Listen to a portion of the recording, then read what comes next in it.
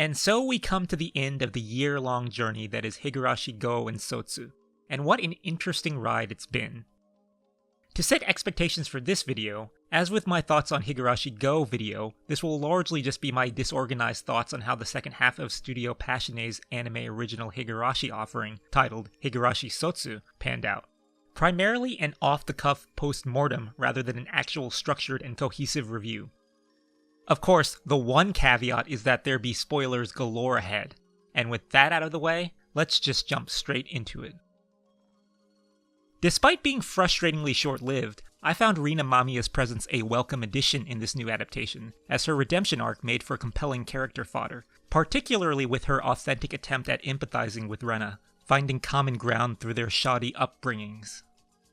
It's a relationship I would have definitely liked to see explored further, in the vein of a counterpart to Sumi Horoboshi.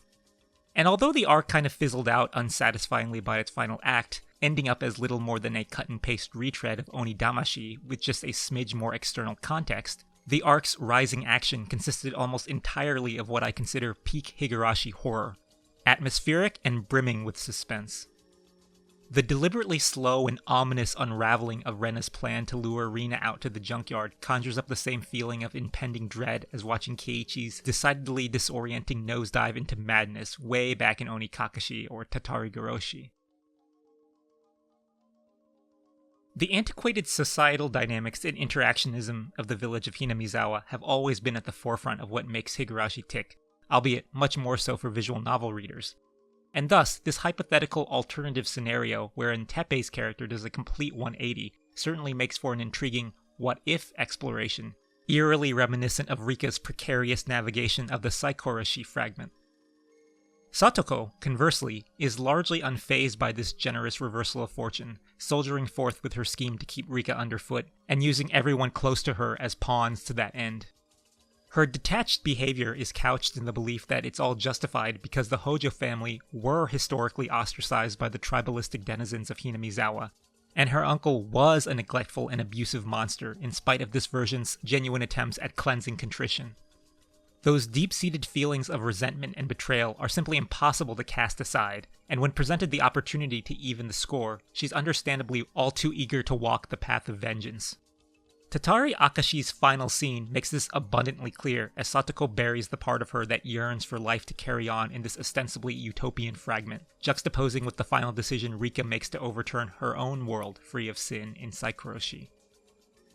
Whereas Rika rejects her fragment because she decides that it's not as meaningful as the world where she and her friends overcame countless setbacks and hardships to prevail, Satoko rejects her fragment because, for as pure and conciliatory as it comes off as, it's simply not enough for her. Following on from that last thought, I did love the battle of clashing ideals between Rika and Satoko, both from an interpersonal and a broadly philosophical standpoint. That is, how Rika's gilded cage of suffering is Satoko's paradise, and vice versa. Rika seeks to escape the summer of 1983, the act of leaving Hinamizawa behind serving as a symbol of this desire, whereas Satoko seeks to preserve the present, to perpetuate the summer of 1983 for all of time. It's already been shown in Go how Rika's inability to grasp the extent of Satoko's latent codependency ultimately led to Satoko deluding herself into believing that life at St. Lucia with Rika was the only path forward in life.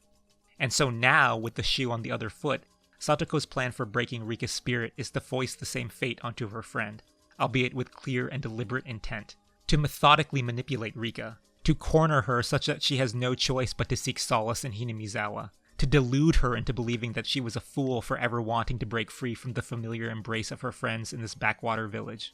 However, what Satoko fails to realize is that, for Rika, if presented with the ultimatum of having to stay in the same village she had been imprisoned for 100 years, she would gladly choose death every time. All of this is to say that these two starkly disparate but equally valid outlooks on the future were always on a collision course with each other. Could the execution, pun intended, have been handled more gracefully? Unequivocally yes, and in fact I so desperately wish it had. But purely as a creative premise, it falls perfectly in line with Higurashi's recurring themes on the convoluted and ramshackle nature of human relationships. Finally, from someone who is an unrepentant supporter of Umineko, does anything more really need to be said about Rika and Satoko's witch-like showdown? The amusing thing is that, in Umineko, I was never the biggest fan of these showy and bombastic fantasy throwdowns. However, they've become so emblematic of the Umineko experience that, over time, they've certainly grown on me, and Higurashi's high-octane superpowered slugfest has me fantasizing about what a proper Umineko adaptation might result in. Call it a bizarrely misplaced, out-of-left-field non-sequitur, call it tonal whiplash, call it whatever you want, but I loved every minute of the sheer spectacle. As someone who is a huge fan of the Sonozaki sisters, and who has always felt that Mion in particular has still never had her chance to shine as brightly as the rest of the cast, I was beyond excited at the prospect of Wata Akashi, especially towards the beginning of the arc, with the first in-universe acknowledgement that Mion's unconquerable selflessness and faith in her loved ones would never allow her to naturally succumb to Hinamizawa syndrome. However, what ended up transpiring was a travesty and completely failed to capture what made its OG Higurashi counterpart, Meikashi, so revered and timeless. I won't go into a tremendous amount of detail, but suffice it to say that what was presented to us just came off as staggeringly antithetical to the core of Mion's character. I say came off as deliberately, because I do believe that there's at least a tiny scrap of underlying consistency that could have been salvaged. It just needed more time devoted to Mion's precariously fractured headspace.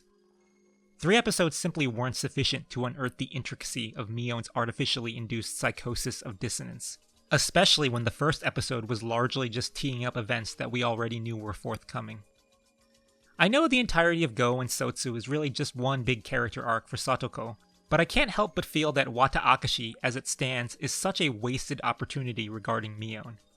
Maybe the Sotsu manga adaptation will handle this arc with the finesse and care it deserves, but until then, all we're left with is a wistful silhouette of what could have been. Does anything more need to be said about just how padded out the entire season was, particularly as we headed towards its final episodes?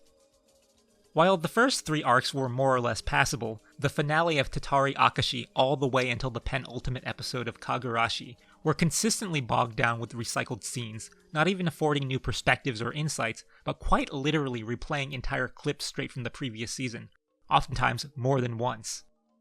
It's so obvious that this was done purely to stretch the episode count to its absolute limit.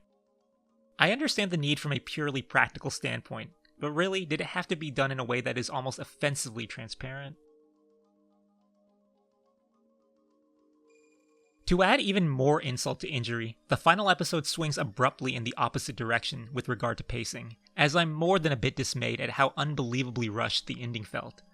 I mean, was there even much of a resolution to be had here? At the end of the day, it's just 2 stubborn friends falling victim to an astounding and honest breakdown in communication, which, while a very solid, realistic, and relatable foundation for interpersonal conflict to be sure, comes off as just a bit half-hearted considering at how much blood was spilled, how much carnage, torture, abuse, and first-hand disembowelment was wrought across a multitude of worlds, all to be patched up with a few terse words of begrudging reconciliation.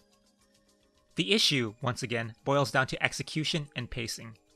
Had these healing proclamations been extended the extra time they needed to sink in, I feel like we would have had a powerful, positive, and life-affirming message of humanity's enduring capacity for forgiveness on our hands. Instead, we get a lightning-fast and mostly glossed-over makeup session, followed by a feel-good montage, which, while well-directed and scored, comes off as a celebration of something that feels, for lack of a better word, unearned. While I'm grateful to Higurashi Go and Sotsu for having reawakened the long-dormant Higurashi fandom, rekindling a fiery passion that I and many other longtime fans had forgotten, I can't help but feel underwhelmed by what was ostensibly one question arc and one answer arc dragged out over the course of 3 cores and an entire year of television airtime. To me, the series would have worked much better as a 1 core, with 6 or so episodes each devoted to question and to answer. All the same narrative beats could have played out in a more compressed format with a more adequately scoped runtime, and the general response would have been far more favorable, as expectations would have been properly tempered. Instead, what we got was, at best, an interesting and mildly thought-provoking experiment, and nothing more. That said, with the series' manga adaptation showing promising signs of divergence, and murmuring of potential future animated projects in the pipeline, there may be a glimmer of hope yet around the corner. But until that comes to pass, I'm going to treat this excursion not as a high school graduation as its name implies, but more like a high school reunion. A one-off lark which is able to coast enjoyably off nostalgia, but, unfortunately, lacks any real enduring and impactful substance that would make you want to hold it as near and dear as the heartfelt memories that it's trying to recreate. いつか会えるわよ。また何かの泣く頃に。いいじゃない。それにしましょう。いつか会えるわ。また何かの泣く頃に。